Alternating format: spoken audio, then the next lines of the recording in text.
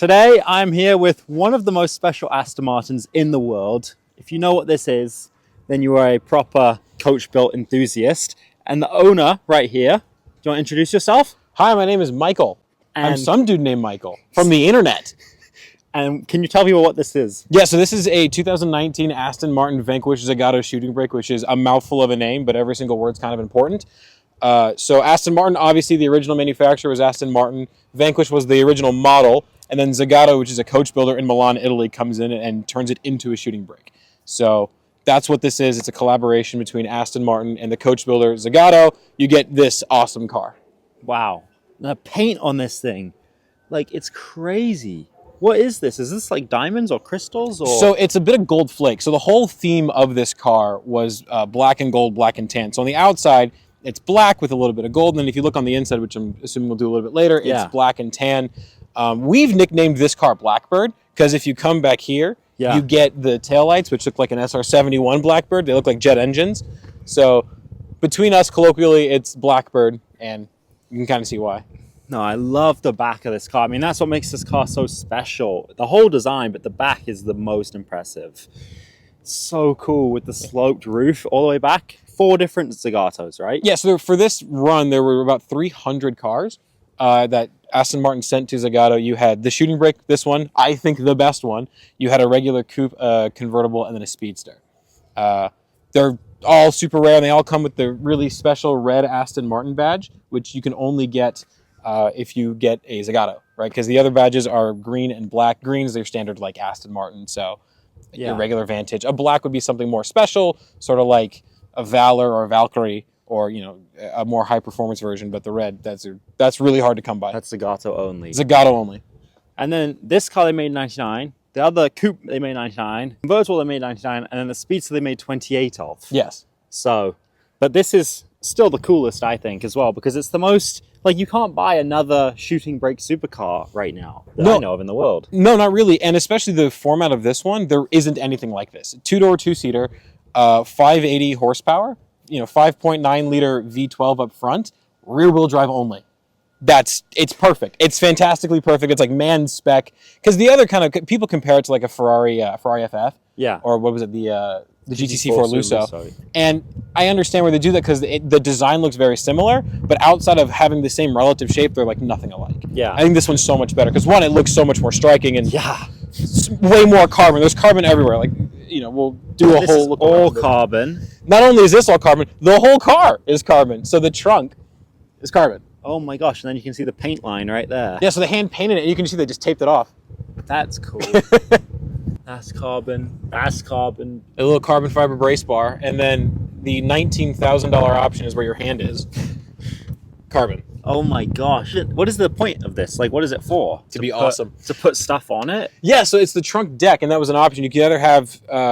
There's a couple online, I think, that show it without the carbon, and it's just a standard kind of black satin finish. Mm-hmm. But you could splurge a little bit and get the carbon fiber one. Luckily, the previous owner to this, who's Steve Serio, he had this carpet made for it, which I'm very thankful for, because you don't really want to place anything on the carbon. You really don't. So the carpet was custom made. Yeah, the carpet was custom made by the previous owner. Oh wow! Super smart. Did he have to drill in to make these attachments? No, those attachments you just pull up, right? These attachments were already here. Oh, yeah. So he just had the carpet made.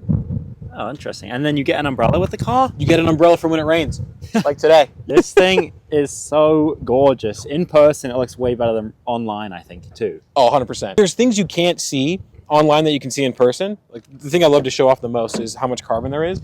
If you can look right down the center, you're going to see a carbon fiber panel they painted over. If you look in real deep, you'll see all this entire panel is carbon. The back half is an Aston Martin repeat.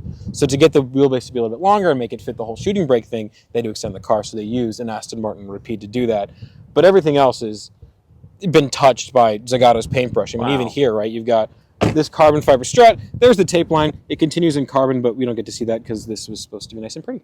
So this is a carbon roof, and then you've got glass, kind of like on a Koenigsegg in the middle right there. Yeah, so you have, this is electrochromic too, so there's a button you can push that will tint it out or bring it up back in.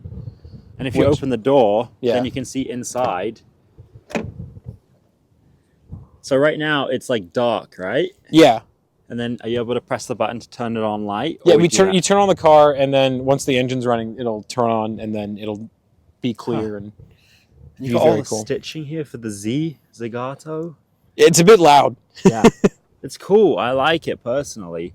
The gold everywhere. Mm-hmm. The interior looks very much like any other Aston Martin, except for the stitching everywhere. Yeah, no, I mean, there's elements that are special, but yeah, it's your standard run-of-the-mill Vanquish. The cool things, though, are the steering wheels from a 177, and the carbon fiber in the center stack. It was an option as well. It's that waterfall. So the carbon is going in opposite directions. So one way it's going down, one way it's going up, one way it's going down, one way it's going up. Of course, analog gauges makes me happy. Yes. Because I can't...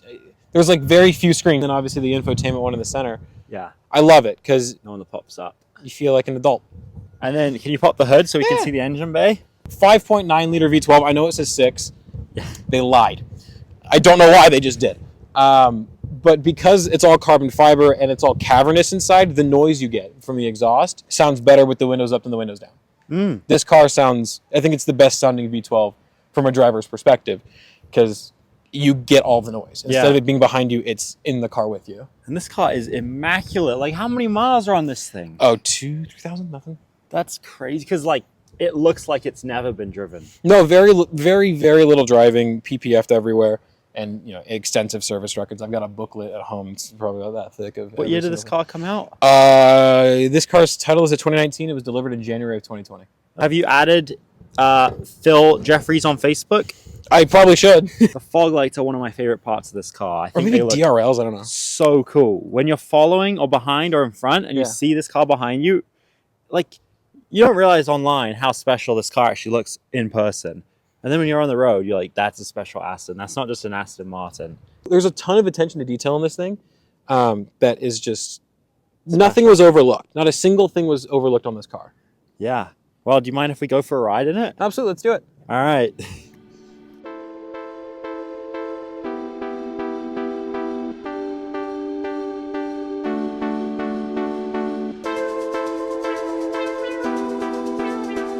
Go ahead.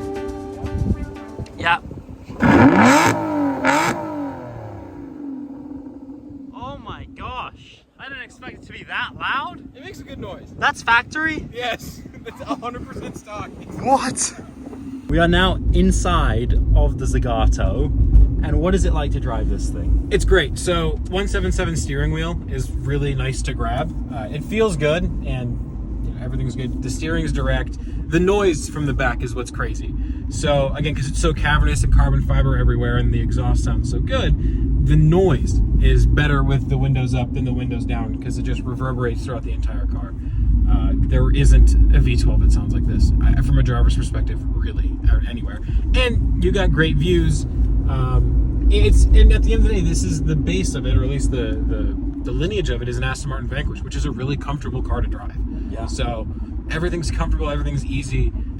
But if you want to get moving, you've got naturally aspirated, nearly 600 horsepower, all to the rear wheels. It's an awesome car to drive. And does it get much attention or notice on the road? Tons, so much. Everyone turns, everyone looks. If I have the windows down, I'd say 60% of people go, "What is that? What am I looking at?" And then you have to give them the whole 1 minute elevator pitch on the car, which is hard because there's so much information. Of course, you want to share with the car. The noise it makes is great. Here, we'll go up this hill at an accelerated rate, and hopefully you can hear it. Here, let's get a good line.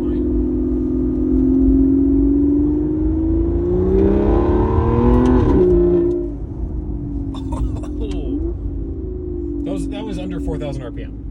Wow. So, and even cruising in this car is so incredibly easy.